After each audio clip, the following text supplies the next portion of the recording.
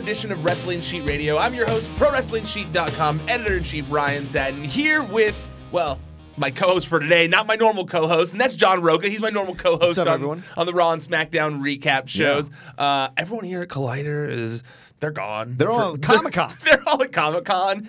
And behind the curtain stuff here, normally I record this show at like 5, something like that, like 5 o'clock, when everyone's like kind of already leaving and Jamie and Eli or Kevin can make their way out here. But there's nothing happening here today. So I was like, hey, Rocha, let's just do this. Can you just sit in today so I can do this early and get out of here like a normal person? So here we are. Yeah. We're talking about the top stories in the world of professional wrestling as usual. I'm recovering from my own Chris Jericho attack. You guys missed. Oh, man. Only a few people got to see that just now. Yeah. I mean, I only saw the aftermath of it, but Rocha's recovering right now from a serious injury. I was on a VR set, walking out on a plank. Well, he had the 3D glasses on. Yeah. And so, like, he couldn't, in case anyone didn't get that. Yeah, I was wearing the 3D, I had those, the Oculus or whatever, and I'm walking out on this plank, and it's this new thing they're testing out, and you can walk, it certainly feels like you are walking out there off of a building on a plank looking straight down, and you got to pick up this cake. Well, as I was bending down to pick up this cake and trying to find my balance again, Jack was like, step to your right, and it was, I have a fear of heights, so the step to my right thing was like, it was so, the VR is so believable that it really does put you in that place mentally, and you're like, if I step to my right, I'm going to fall down, and apparently it does simulate you falling down. So when I step to I happen to just start stepping to my right, Josh McCouga comes out of nowhere and just barrels into me on purpose to try to push me and have me step to the right. Well, I freaked out completely because my fear of heights thing kicked in, and I fell to the concrete loudly. I just hear from my distance, I just hear, ah! Like, and he's poof. And I'm like, what's going on? I look over, Rocha's like on his back like a turtle. Like, I'm fucking prone. You know? And I'm like, oh no, what happened? You know, and he's like all cut up. Yeah, I'm all cut up. Got ripped up. I'm all bloody over here on my knees and on my elbows. But fucking McCouga. It's man stuff. Yeah, it's man stuff. It is McCouga, but it's also man stuff. Yeah, no, I kind of want to try it, but I'm scared to try it now. Seeing you and McCouga, the reaction you got, because he did it right before you walked in the room, and he was terrified of it as usual. And I thought about doing it, but I'll be honest with you, the last time I was gonna do one in here, because they love playing VR in here, they have the Collider game stuff, and I did one which was very basic of just like walking around a house, kind of like a horror kind of thing where you're like putting things together or whatever. But for some reason, because when you choose like to walk in that direction, you know, it goes fast. It's not real time. So you can like choose a spot and like fast forward there almost. Yeah. But because it's so realistic, you feel like you're in a world that just fast forward, like you just leapt so fast. And then I was leaping through like I would do in a video game, and all of a sudden I got nauseous. I was like, oh my God, I'm moving too fast in life. That's not how fast my body is supposed to react to things, you know? So I get it. That's why, but I might try that later because your guys' whole thing got me interested. Okay, the biggest story of the week was Finn Balor requesting time off from WWE. Now he's involved. This happened after the story up, but he's now involved in an angle with Bray Wyatt. But we reported on Monday prior to Raw that he's going to be taking a little bit of time away starting next month. That Balor recently asked WWE officials for 2 months off. It's unclear why exactly, but from what I've heard, really he just looking to recharge. He's kind of been he hasn't been used as much as he probably should have been used recently, and I don't think there's any kind of like unhappiness or anything like that. But yeah, they're giving him some time to recharge. It was granted, and he's going to be taking some time off in August. A couple things I thought that was interesting about this. One, I thought it was interesting because of some of the stuff we've heard about wrestlers not being given time off or having to work 365 days a year. You kind of sometimes hear about WWE doesn't treat their performers well, but it kind of seemed, at least maybe since the John Oliver piece, in my opinion, that they have seemingly been a little more lenient. You've seen wrestlers like Rusev and Lana.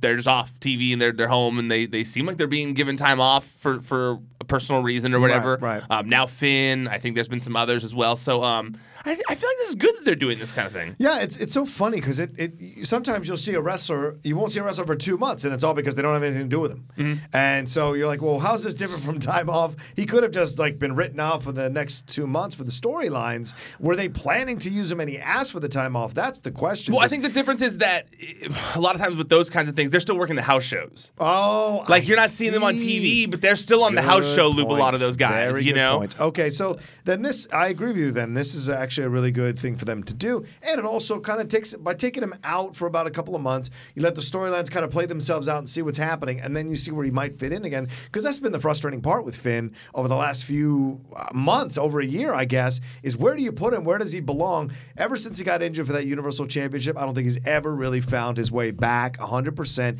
consistently. Have there been spikes where he's hit that height? Yes, but he's never maintained it consistently. And this guy came in with so much fanfare. He's got his, even still when he comes out, the audience still goes with him and does that whole entrance thing. So you're like, okay, well, this is good. Take him off the air. Let things breathe a little bit. Maybe he'll figure out how he wants to come back. And maybe the club situation gets a little more established and he rolls in with the club and he comes back and says, just a whole heel turn. Like, the fans turn on me. I didn't like it. I went home and think about it, and this is where I belong. Yeah, and, 2 months off is a decent amount of time. It is. It's a good time to get your head straight and kind of get your mind right. If you look at guys who recently had time off, like Sami Zayn, for example, yeah, right. His was obviously way longer than 2 months, but he was really able to kind of find himself, it feels almost, in that time off of kind of getting to take yourself out of the bubble for a minute and be home and just be in your thoughts and be a part of society again and not just be like constantly on the grind of the go type thing. That we've seen that it can be helpful for people. Even the guy who that Finn is going to be wrestling against Bray, also much longer time off, but look what it did for him. Look at that. He really is recharged, so to speak, and ready for this new gimmick. I also think that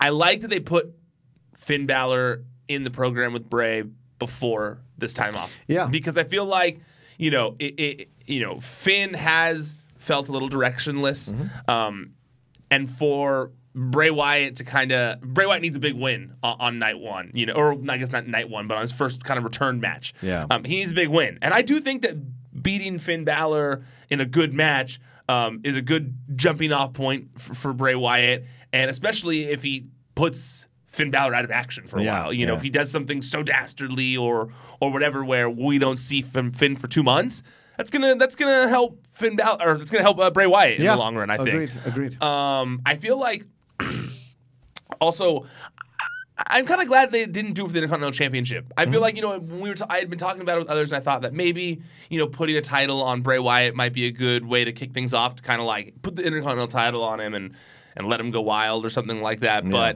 But at the end of the day, I don't think he needs it. I think that he can rack up tons of wins before finally getting a Universal or WWE Championship title shot, something like that. Yeah, absolutely.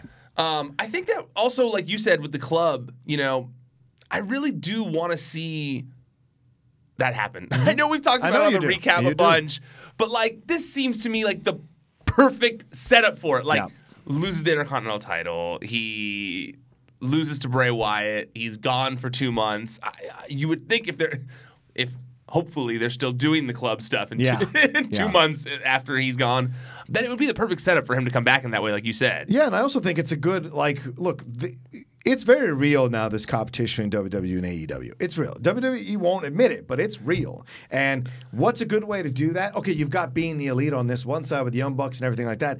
But the club, the Bullet Club, the Balor Club, it has had its time in different federations, and people have loved it. So you kind of co-opt a little bit of that indie gritty feel to it by bringing the club into the WWE. You have that mix of the superstar stuff and also the kind of independent feel to it. I think it's it's a smart move overall. If you're going to compete, you got to show that you can also hang in that dungeon.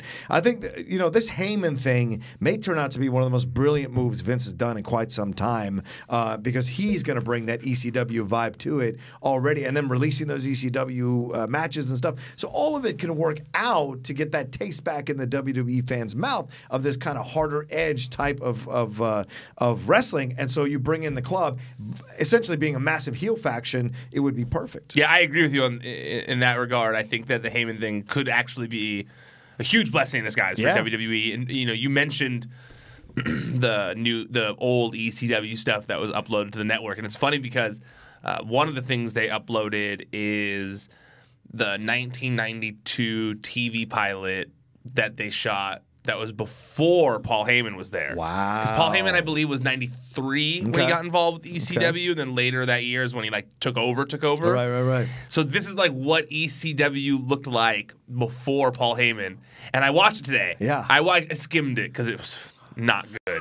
So I skimmed it today. Who's in it? Who are the wrestlers? The most interesting part is Sandman. Oh, yeah. Okay. Tell me this. All right. Have you ever wondered why the Sandman was named the Sandman? No, most people just be named. Most people are just named. But it's a random name, wouldn't you say? It is, sure, but he came out to that song, and at that time, Metallica was huge. So you assumed it was because of the song, right? Yeah, I would think so. I also always assumed that it was because of Enter Sandman. Right. I just assumed Enter Sandman, it's his song. I was a kid then. You were older than me, but I just... the internet wasn't as prevalent back then. Right. And so, I always assumed Enter Sandman. Yeah. I didn't know that it was the name of his name prior to Paul Heyman ECW. That was his name in the company. Right. And it's because he had a surfer gimmick. Oh. So it's the... Sand? He's the Sandman. Surfer gimmick. Yeah, I wish if you're not watching on YouTube, oh my God, Rocha's face just was disgusted. What? This beloved wrestler, it's not the metal Enter Sandman, it's because he was a surfer. Oh my God. Sandman. Did he come out with a surfboard? He came out with a surfboard and in a wetsuit that said Surf's Up on it. Oh, good God. And they billed him from South Beach, California. What is South Beach? Who even calls South Beach? I've never. I literally Googled South Beach, California. I Googled it, and it says that Santa Monica is sometimes referred to, but it's considered South Beach. I've never heard it called South Beach out here. South Beach is in Miami. That's what people say. South Beach, Miami. Right, exactly. You never hear South Beach, California. That's the most. That's so random. It's here. Wait, I'll pull it up for you while we're pulling it because I tweeted the video. The other interesting thing is Jimmy Snuka's there. Oh, Snuka. He's wearing a do-rag. Nice. And he's wearing a do-rag, and he eats an apple in this promo. He's got a manager, and the manager is is talking, and Snuka's just eating. Snuka's just eating an apple the whole time. Yeah, here's Sandman's old gimmick. Oh my God. He's in a wetsuit. For those of you who are just listening, it's Sandman, and he's in a wetsuit that's all the way down to his belly button, opened up basically. You never see a surfer in that outfit, really. Look how small that ring is, too. I know. Wow. And then and he's got a surfboard that's hanging from the side of the turnbuckle. Eric Rowan? Is he fighting Eric Rowan? It looks like it. They called the guy the Kodiak Bear. I believe they called him the Kodiak Bear. I also loved in one of the segments they show there's this. It ends with this big. It's Sandman cut a promo. Yeah. About someone who interfered in the match, and then the guy comes and attacks, and the interviewer's like, oh my God, and then the Todd Gordon puts his hand in the camera, like, get out of here, and they cut back to the two guys who were doing the intro and outro type stuff, and because it's it's they didn't have iMovie and stuff back then, so they cut back to they have a ECW logo that is a bumper, and when the bumper pops up, you just hear action underneath it, and they go, all right, well that's our show for you, everyone. Cracked me out. Here, wait, I'm just gonna see if you can hear it. Hold on. Oh wait, why is my? Oh wait, hold on. Why is my? Oh, that's why. Of Eastern Champ. Male bonding at its best. Well, You can hear it. You can hear it. Action. Crack me up. But long-winded reason I brought all that up is because I watched this terrible show. It was bad. It was really bad. It was not good. Despite having Jimmy Superfly Snuka on the show and whatever, before people knew what they know about him now. Yeah, good point. But it was bad. Yeah. And if Paul Heyman was able to take that piece of crap company and turn it into one of the most influential wrestling promotions in history, I have faith that he can turn Raw around. You know, I enjoy Raw. You know, I enjoy it probably more than you do sometimes, where I'm pretty optimistic about things. And but still, I mean, obviously there are things that can be fixed. There are things that can be changed. There are lots of. We still nitpick for an hour. So obviously there are things that could be done. You know, we're not sitting there going like, this is the best show, nothing to describe, nothing to discuss, you know? So here are the results. Thanks for watching. So I also think that Paul Heyman, you know, getting an increased role on Raw is going to be great.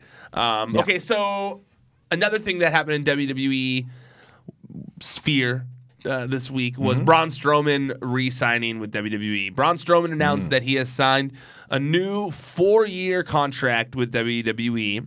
I don't know. Do you follow Braun on Instagram and stuff? Yeah, I do. He cracks me up. He's a very funny guy. Very funny guy. And this announcement made me laugh because it had so many exclamation points. It said, well, I'm sure more than a few of you will like this announcement, and then just so many exclamation points. 1, 2, 3, 4, 5, 6, 7, 8, 9. Like almost 10. Yeah. So many. And here's to 4 more years of being the hardest working and best big man in the whole damn industry and working for the greatest promotion in the world, the WWE. Wow. Towing that company line. Respect. Yeah.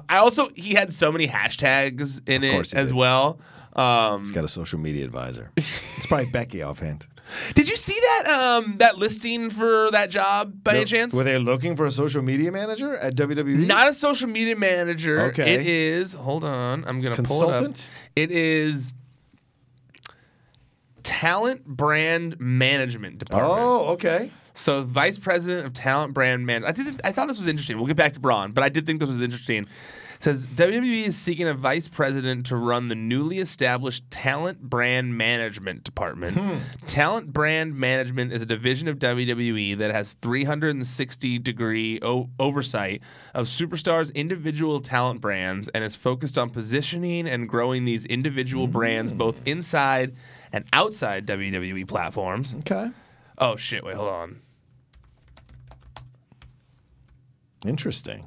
Sorry, I didn't tell Kevin and Eli not to come in today. Oh, crap. You're good. Recording. So 360 degrees. So you're constantly making sure. And are you trying to find them? Here's what it is. Yeah. There's more. Sorry. I feel bad. I didn't want Kevin to be sitting there waiting in his car to decide if he needs to start driving here. Key response. So this person will report directly to Stephanie McMahon and be part of the brand team. Here's the key responsibilities. Work across the organization, including the executive team and WWE superstars, to establish a clear brand identity for each individual talent brand. Set strategies to grow individual talent brands inside and outside of WWE's ecosystem. Yeah. Identify and evaluate opportunities for superstars to help grow talent and reach new audiences based on individual talent brand strategies. Manage external agencies, parties representing WWE talent, ensuring key messaging for both WWE as well as superstars is well represented in the marketplace. Boring. Trying to get to the better stuff. Leverage your network to bring in new opportunities for talent and WWE.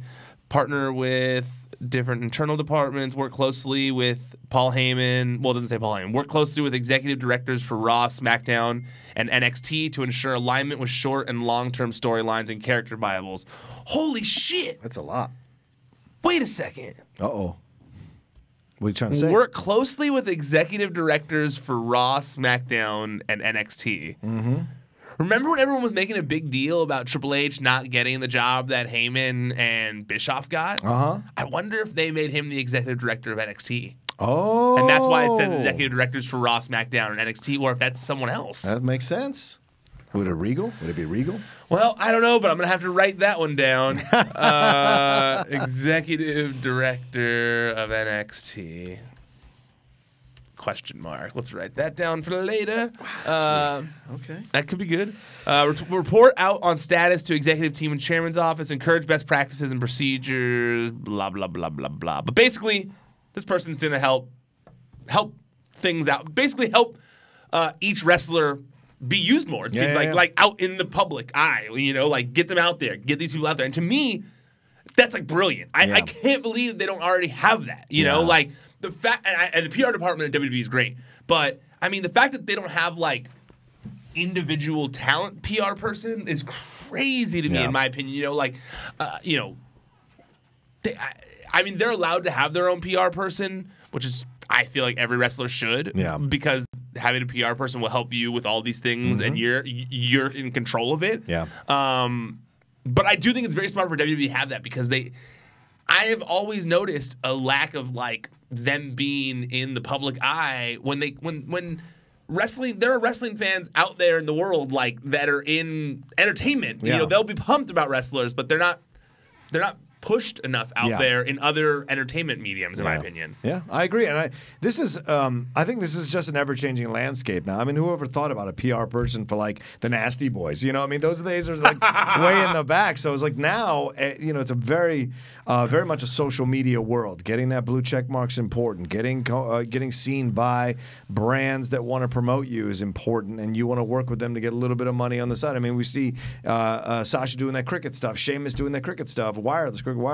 So you see, there's opportunities out there, and in the past it was just the top guys like Randy Savage and the Slim Jim stuff, or Hogan, what he did. But with what's going on now, it just makes a lot of sense that the WWE is such a well-known company, and the characters are so well-known now that even someone like Mandy can get herself lined up with a product placement. She's got 1 million followers. Okay, what else can be done here? And there are other wrestlers coming up. How do we build their following up? And, if I'm a wrestler, I'm like, build my following up, because if you build my following up, that gives me a little cachet with the WWE to start being in storylines more, or getting pushed into situations where I could be highlighted more. So it all makes sense. Absolutely. With social media, it's helped people be able to monetize niche things, and so you can become huge. I'll come across someone on social media who's got like 4 million followers, and I've never heard of them.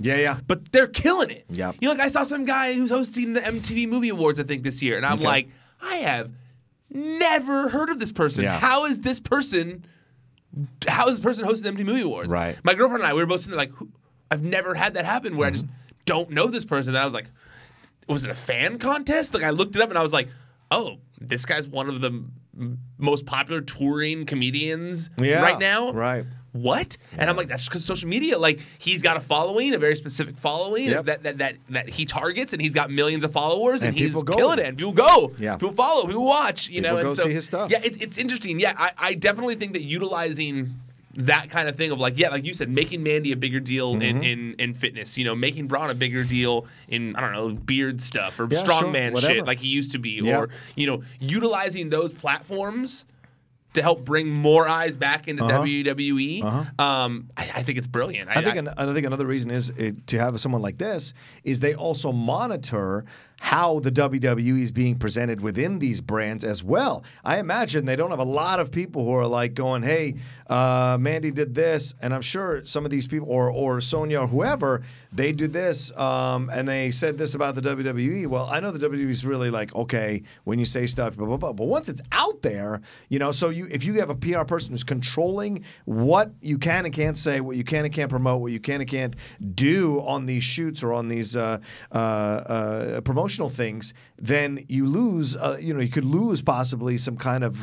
There could be some issue going on with the image stuff with WWE. So you want to be monitoring all of it, and certainly I think what they've got now on staff can't do it at the level at which products want to work with these stars. So it's good to have someone there to be able to monitor all of that. Yeah, absolutely. And even come up with a blueprint and a game plan for other wrestlers coming down the pike. Absolutely. I absolutely. I think that I think you're on the money with that one. I think that Yeah, I think this could be very good for them. I hope that they find the right person to help with all of this. Mm-hmm.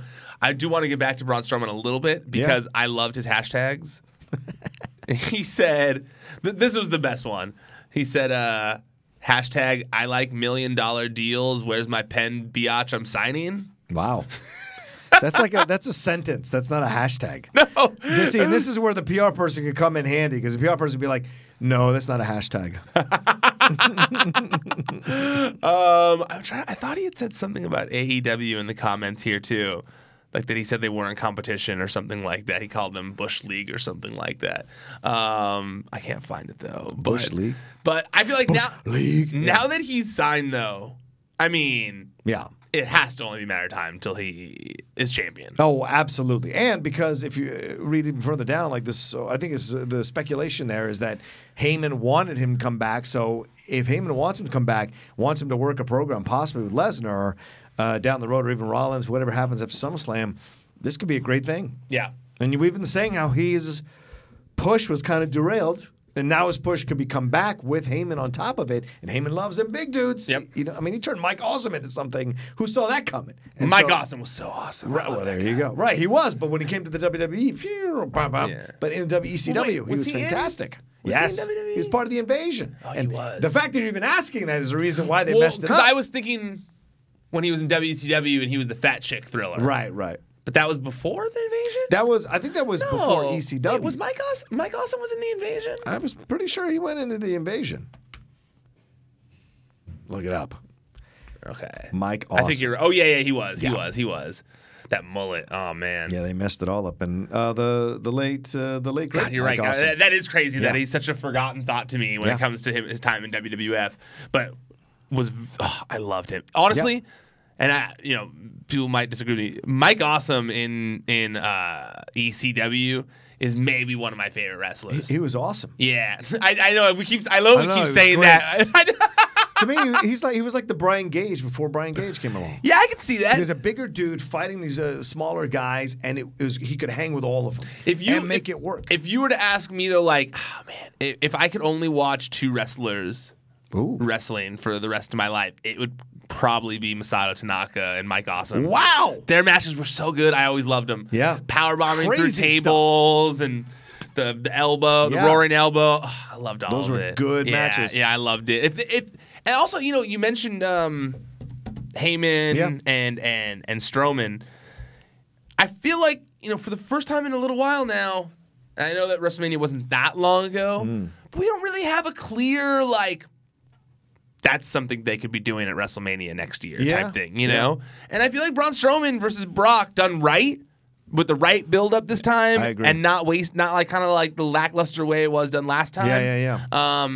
I feel like that could be good. Hell yeah. I want to see his rise, Braun Strowman's rise.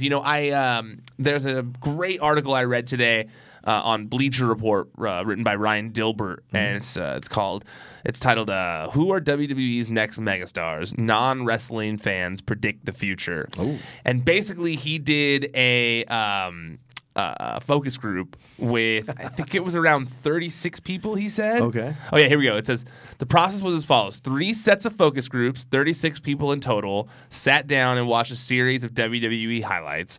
Both the superstars' ring work and mic skills were on display during these clips. The observers offered comments, asked questions, and eventually noted which wrestlers most appealed to them, and then they scored each wrestler's general appeal out of 5. Yeah. From not appealing at all, 0, to extremely appealing, 5. Now, this also included NXT wrestlers. Oh. You want to guess who you think who the top 5 were? Sasha Banks. Nope. Adam Cole. Adam Cole actually got a pretty low score. Low score. He was only a 2.1. Velveteen Dream. Velveteen Dream was one of the top 5. Hell yeah. Velveteen Dream was second. Ricochet? So before we get to that, okay. Velveteen Dream got a 4.1. Hell yeah. And they said that kids, adults alike, all impressed. He's so much fun. This slide made me laugh. It said, I think he has the potential to be the Macklemore of wrestling. Oh, Jesus Christ. Which is technically a compliment, but like I know I laughed at that one. It said, although a lot of the kids found Dream entertaining, they didn't know what to make of him. Not yet. One fourth grader offered a formula to break up the elements that make up Velveteen Dream. Quote, he's 40% boxer, 40% dancer, and 20% artist. No, okay, so Ricochet not on the list. Okay. Ricochet was not one that got the top 5. Are there any women in the top 5? There's two women in the top 5. Shayna Baszler? Nope. Bianca Belair. Bianca Belair is it. Bianca Belair got a 3.7. Okay. She was the second highest woman on the Did list. they have Toni Storm on there? She's NXT UK, right? Not that I saw mentioned. Okay. I like that one. It said Katie, who has worked elementary school students for over half a decade, offered one possible explanation. Ooh. Quote, she reminds me of Ariana Grande. She looks like a pop star. Well, Bianca? Yeah, that makes sense. And then it said a lot of the kids were like very impressed by her being able to like lift women over her head. And yeah. They were asking if she's related to Braun Strowman, which, okay. How about the Street Profits? They know? No, not on the list. Okay, all right. There's one girl who, wait, I'm trying to look at the last few. I'll say this. Braun Strowman was on the list. That's why I brought it to the list. That makes sense. Braun Strowman was 5 on the list. Of course, massive. Yeah, 3.5 rating. Okay. Says that the kids were just like, whoa, yeah. This guy is awesome. This guy's huge, scary. They were all saying larger than life. So we got Braun, Bianca, Velveteen Dream, someone else. Okay. Then Velveteen Dream, and then someone else. Wow. And the two someone else's are very popular wrestlers. Oh, they're already very popular. In WWE main roster. So is Bayley one of them? Bayley actually got a pretty low score, too, they said. What? They said that she got a 2.8. Wow. Yeah. Jesus. That was mentioned in the Bianca Belair one. Who am I thinking? Is Becky? Becky, Of there course. you go. But she's already a superstar. Well, this is out of everybody. They just showed them AJ? to people who don't know wrestling and said, what do you Gotcha. think, to see like who thinks what do you think of these people to see if like it'll that match makes up sense. with what's on TV? Is Seth Rollins in there? Did not make the list. Roman Reigns? Roman Reigns is number 1. What? That's why I love this article. That's honestly why I love this article so much. Because I was like, oh man, people don't even watch wrestling and they're all like, Roman Reigns. Becky Lynch got a 3.9. Women were saying she's badass. I would watch wrestling just to watch her. Yeah. They brought up her intensity. Roman Reigns, number 1. He got a 4.3. That's out of control. Above Velveteen Dream's 4.1. Was this school in Samoa? It wasn't just kids. It was adults, kids, adults, all across the gamut. It said he scored well with men, women, and kids. Young viewers liking the big dog to Superman. Women debated how he compared to Jason Momoa in terms of looks. Yeah, true. A lot of the people there said that out of everyone they watched, he seemed the most likable. Can see that. And they said he's very real. He's got something. And then after he told them about the cancer stuff. Yeah. To the people who were into to Roman Reigns, and they loved him even more after that. Yeah, so makes sense. I thought that was an interesting. I thought it was a really interesting article in my opinion, just because it's like he really did like. I actually agree with all 5 of those. Those are the 5 that I think should be the biggest stars in WWE right now. And here's the positive thing: it's a great, diverse mix of people. It really is. Yeah, Reigns, Becky Lynch, Bianca, Velveteen Dream, and Strowman. So you've got different body types and different people from different backgrounds, diverse backgrounds. That's fantastic. I also think it really shows you that like having a character really does matter. Yeah. You know, Braun Strowman, his character, as much as his character's not as defined, he's a big, large, huge dude that can destroy anything. That's his character. Pretty simple, you know? Yep. Becky Lynch, badass who doesn't take shit from anyone. Hell yeah. Bianca Belair, buff as hell, 2 hip, strong women, yep. You know, cool, you know, hip person. I like easy, done, you know, very in tune with like pop culture and stuff. And then, you know, you got Roman Reigns. He's the big dog. He's like, I think he is a defined character. He's a guy who's cancer survivor. He can overcome so much. He can even overcome cancer, you know. And then you got Velveteen Dream too, who's like, I don't even need to explain that. You know, just like his name is the Velveteen Dream for God's sakes, you know. So I find that funny. No, neither are the champions in terms of the male, Kofi or Rollins. I know. Interesting. Actually, the article did mention Rollins. Okay. I should pull it back up. It said. It said that I don't want to like misquote it, but it's if I recall. Hold on, I'm pulling it up right here. I'm paraphrasing. It said Seth Rollins outdid both Charlotte Flair and Adam Cole with a 3.3. While most were impressed with his athletic ability, he didn't come off as a larger-than-life enough for some. Hanny, who sells specialty hoodies for kids, focused much of her comments on appearance and fashion. Rollins didn't do well there with her. He seems like a normal guy, she said. Which he does seem like a normal guy, to be fair. Yeah. Like, if you haven't watched his entire arc, he's going to look like a normal guy to you. He sure. doesn't stand out in any, like, giant way. Yeah. That's why he needs to get that blonde streak back. I loved that blonde streak. That blonde streak was something. I know. It was cool. All right, this is another one that happened today, actually, right before we started recording, that I was a little surprised by, and that is that Starrcast III, which is taking place in Chicago, the weekend of All Out, AEW's All Out. They just made a big announcement today that CM Punk is going to be making an appearance at the convention. Now, obviously, even though that AEW and Starrcast aren't necessarily partners, they're clearly working together. Yeah. And so, the idea of like, oh, CM Punk is now going to be at a thing affiliated with AEW the weekend of their big event right before TNT. It kind of surprised me, to be honest with you. Oh, really? Okay. Well, for two reasons. The first reason is like, okay, so okay, I'm trying to pull up my. I was texting someone and I felt like I worded it better there when I was texting to them, but basically it was like, oh, here we go. So one, to me, it brings up two scenarios. One, he's not going to be at All Out, right?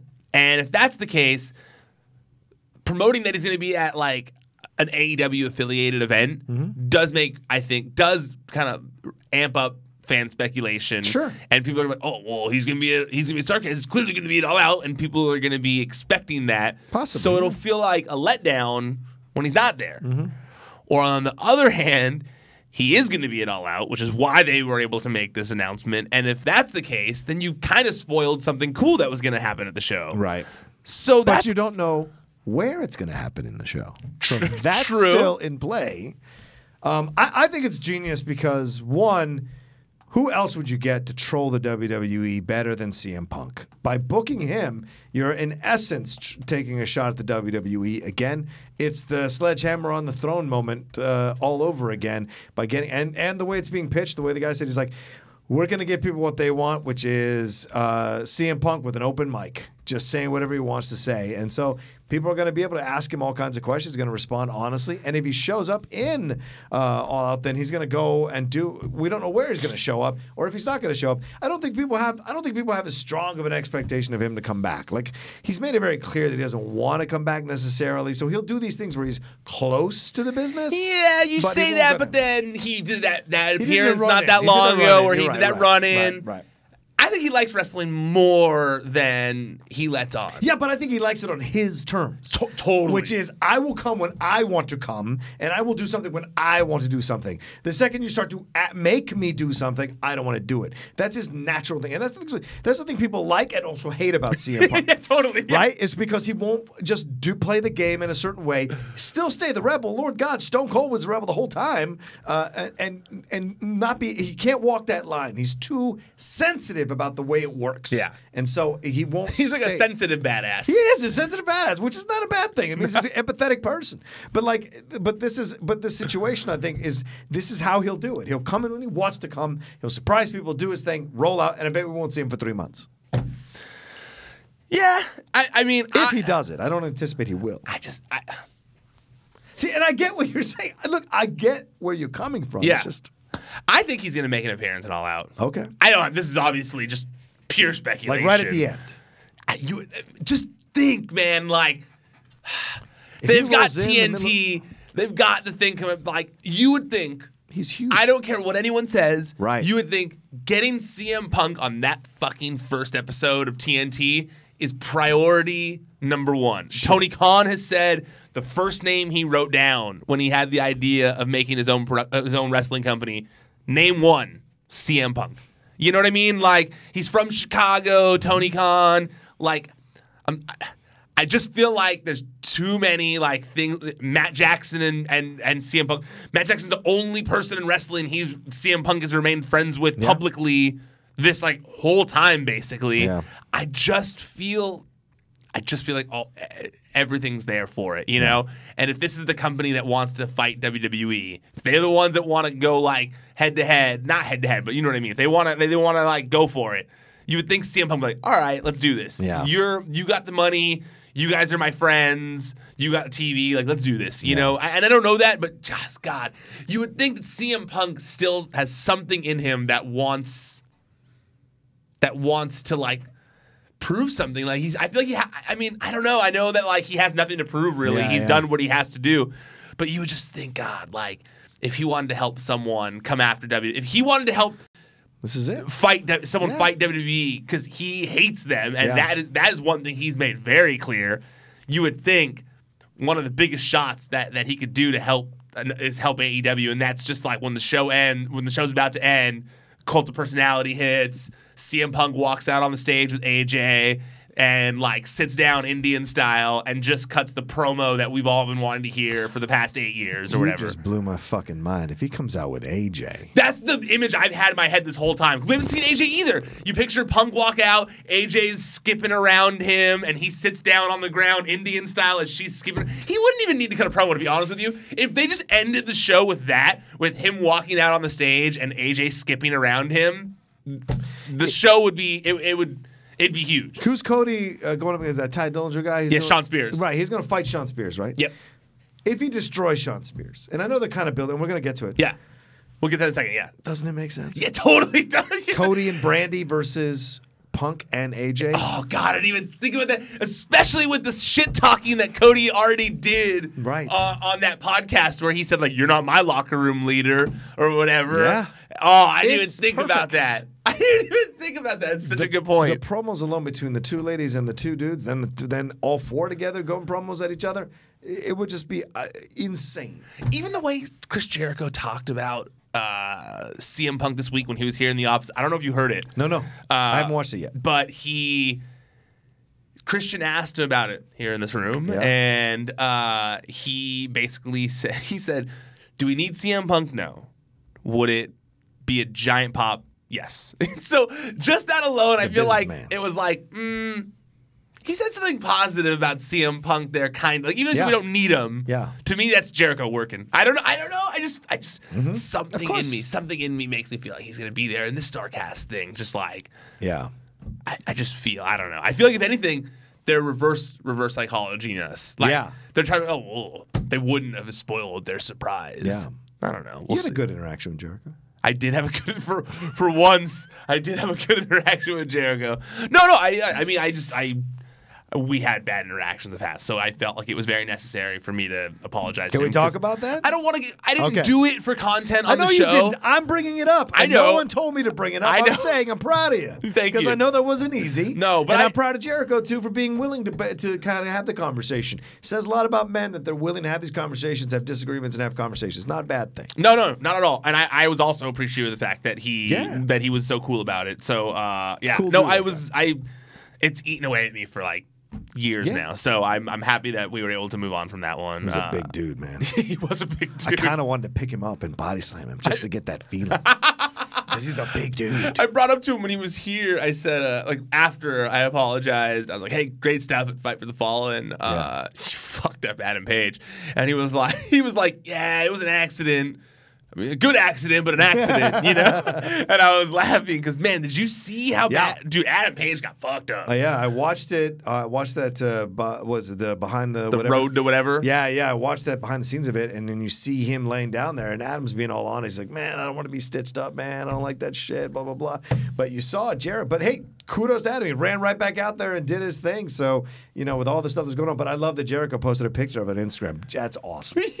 Totally. Yeah, in the BTE episode where he's like laying on the thing, you know, laying on the medical thing backstage, he definitely seems pretty loopy in the thing. Like, you can see he's definitely messed up. And I mean, you could tell from his face that he got messed up. But this is part of it. When you're not going to do the WCW or WWE micromanaged wrestling, when you're going in that indie feel, mistakes are going to happen, but this is part of the game. Yeah. It's part of the game. You don't want to hurt anybody, injure seriously, but you got to roll with the part of the game. This is it. Once you've signed on to be part of this kind of a promotion, you're also accepting the occasional mistakes that are kind of at your expense physically, and that's part. And it's okay. Yep. Yeah. Yeah, no, absolutely. And then, God, in the Road to All Out episode, they show him pulling out the stitches. Yeah. And I was just like, what are you doing? My girlfriend and I were both watching it together right before we were going to go get food last night. And because I was writing the Tully Blanchard thing, and we both were watching going, stop doing that. Don't pull that out. There's there for a reason, Adam Page. Yeah. Like, what are you doing, man? Come on. Yeah. But it was badass. It was badass. Yeah. I mean, his promo was the more badass. I thought it was. They're doing a really good job of building up Adam Hell Page. yeah. They are doing a good job of it. And while I don't think he's going to be the first AEW champion, I do think they're doing a great job of like getting him to feel like he'd be worthy of being able to do that. Yeah.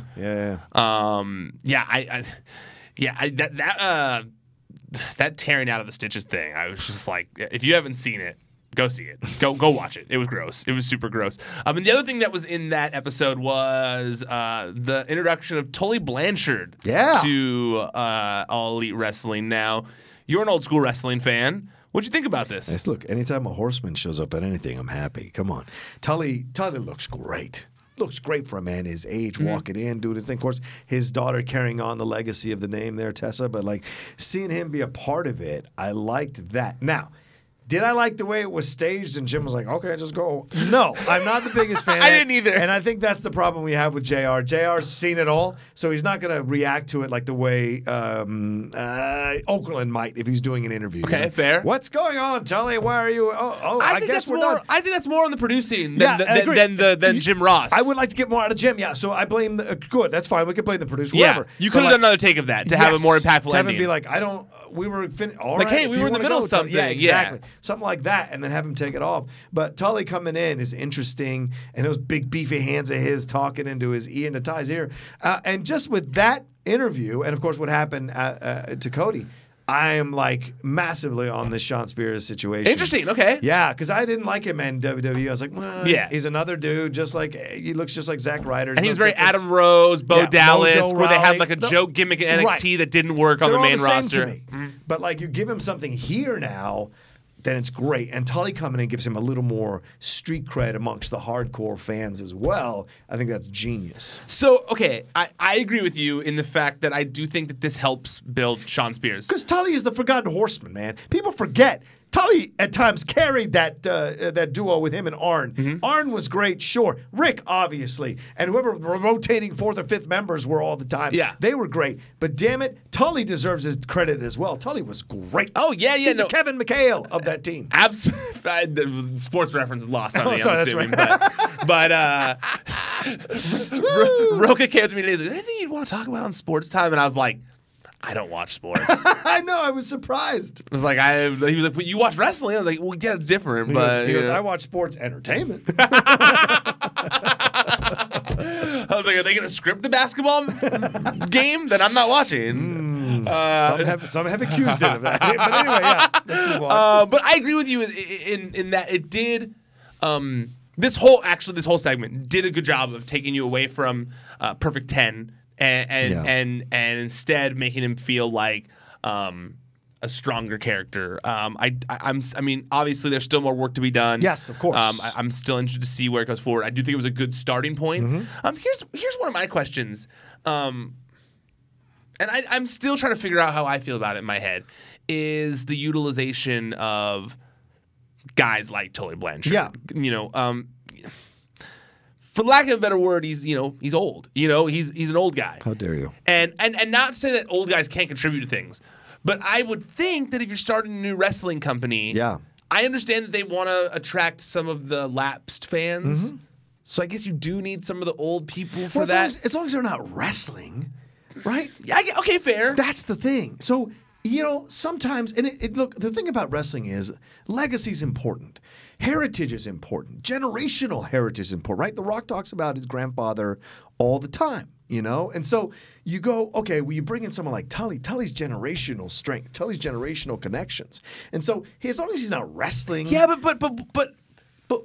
but are they tying themselves too close to WCW by bringing in a Tully Blanchard, to bring in Tony Schiavone, to bring in all these guys that's who are a separate conversation, right? Well, that's kind of what I mean. It's like I agree. It's like, to me, the bringing in of Tully Blanchard and Tony Schiavone and doing that kind of stuff. To me, you're now bringing yourself too much to WCW. Like, you're now trying to be new WCW, and to me, you're saying you're trying to be the new thing of the thing that failed. Brother, if there's been one mistake, in my personal opinion, if there's one mistake, and I know you're not mentioning the Holy Grail, but I'm going to mention the Holy Grail. To me, if there's been one mistake that they've done here in this AEW launch, it's been bringing in all the old announcers from WCW. And I include Jim Ross in that. If you're going to be a new, young, interesting, independent company, I understand tying yourself to the heritage of the old school stuff, but bringing in Schiavone or bringing in Ross, to me, is Mike Tenay right around the corner too? Like, to me, that's a mistake. Get Mark Madden, get those young guys in there who understand the business, who are in their 30s and 40s, who can call matches and bring them to life. And that's why Excalibur has shined so much in his role, even though some people don't like the mask and him doing the mask on commentary. Right. I think that he doesn't feel like an old WCW announcer. He feels like something new, something different. Marvez, as much as people like him, he is a thing that is part of the old, in my opinion. I agree. Not just because of his age, but because some of the things he's done in the past that he's tied to old stuff in wrestling. So, to me, I just don't know. I go, cool, yes, you're gonna get some lapsed fans who are gonna be like, yeah, finally, Tully Blanchard's back. But I just feel like the money is focusing on the young people, like the 18 to 35 demo. And the 18 to 35 demo doesn't care about Tully Blanchard. But it's also a case by case. I think with Tully, it's good because he's part of one of the greatest factions ever.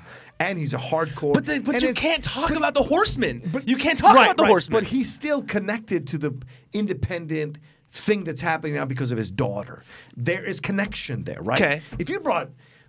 Who would you bring in? If you brought Barry Windham in or whatever, like, it would just look weird. Or Rotunda, it just looked weird. I mean, they brought Glacier in. Yeah, Glacier's weird. You know what I mean? Glacier's weird for me too. So that's the thing too. Is I'm like, you got to pick the right guys. Tully exudes badassery. So you bring, even at his age, you bring in a guy like that. Look, they brought in Malenko to help them too, right behind the scenes. So they understand that there's a service that these guys can provide with the fans.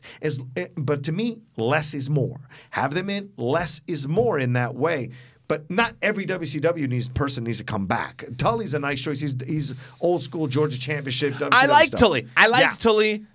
Tony Schiavone was weird to me. Yeah. I was like, when I saw him on the Road 2 thing, I was like, this is too much. And I've never been the biggest Schiavone fan. He does great work. I just never been the biggest fan. And it doesn't give me credibility to have Schiavone on. I never disliked Schiavone, but I agree with you in what you just said at the end. I don't think he brings any extra credibility to the show. Nope. If anything, all he does is remind you of WCW. Right. Like Jim Ross at least. And then it failed. Jim Ross at least was part of the winner. He had a winning team, and you're like, he was the voice of our childhood. Right. That's where he made his bones. It's where he made his bones. And he was in both companies. So you don't go like, oh, that's WCW Jim Ross. He's got the hat on. He's good old JR. It's different, Right. But Tony Schiavone was a little, and maybe it's because I don't listen to his podcast like others have, and he hasn't had this rebirth to me. But I thought that was a little, I don't know. Yeah. At a certain point, you got to bring young people in too. Yeah. Young Latino people too, like me. Like, for example, I thought bringing it, and I thought bringing Jen Decker was great. Jen is great. She was great. Jen brings life, spirit, youth, and excitement, and knows the business. Yes. So when she's back there, she's playing along with what they've done, and it makes sense to me to bring her into this situation, right? Yes. Yeah. Now she's got to bridge the gap for you over there. Yeah. Come on, Jen.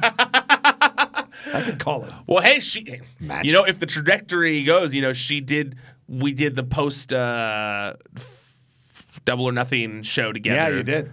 And then she got hot. It seems like national. So hey, get me on the post something. For God's sakes. Real quick, where can people find you at on the internet? You can always find me at The Rocha Says on Twitter and on Instagram. And, of course, doing our Raw and SmackDown Live recaps on Tuesdays and Wednesdays here at Collider. And if you don't mind, I've got a sports channel as well for those of you who actually watch sports and not just sports entertainment. Collider Sports Time is there. It's a sports channel, Collider Sports Channel. It's on the Collider Sports Channel. I just interviewed, for you country music fans, Justin Moore. Justin Moore came on. He's got 1.2 million followers, got 7 #1 hits. He came on to talk about the Pittsburgh Steelers, the Atlanta Braves, and the Arkansas Razorbacks, who he's a massive fan of. So great conversation about sports with that guy and his music. So if you want, give it some love. Awesome. Yeah, you've got 2 other podcasts too, don't you? Oh, yeah. I got the. Go ahead. We got time. Here? Oh, yeah, all over. I do. You tell them where all your fucking podcasts are, Rocha. On the Collider Conversations feed, which is a separate feed where we put our interviews on, I'm doing a show called The Deep Cut. I've had Ryan on. If you guys haven't listened to that episode, that's part 1, because there's a part 2 that we definitely need to get back into once we get him back in the studio. We had a great conversation about how Ryan built the Pro Wrestling Sheet, what motivated him to get into this business, and how he found himself in this place, and what he overcame to get there, and how he pushed to get there, and also the responsibility he feels a little bit about the outrage on social media and what he's doing to change. So it's a great conversation with Ryan. I also talked to the director of Apollo 11, the director of the new Mike Wallace documentary. I know I'm dating myself in that way, but good stuff. And the lead of Yesterday. The other ones I do outside of Collider, the top 10. Wait, you interviewed the lead actor in Yesterday too? Yesterday, yeah. Oh, cool. Himish Patel. I interviewed him. He was great.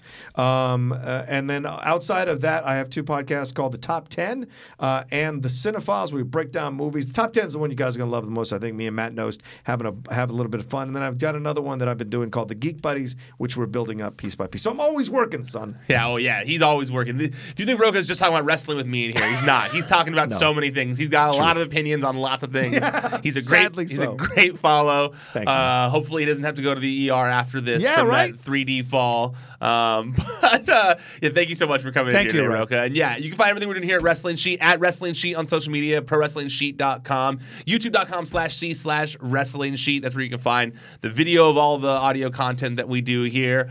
You can also find the audio of all the audio content that we do here on our podcast feed. Just search all the major podcast platforms for Wrestling Sheet Radio. Okay, that's it. I'm done. Officially tapping out. Until next time, stay out of the dirt. Keep your eye on the sheet.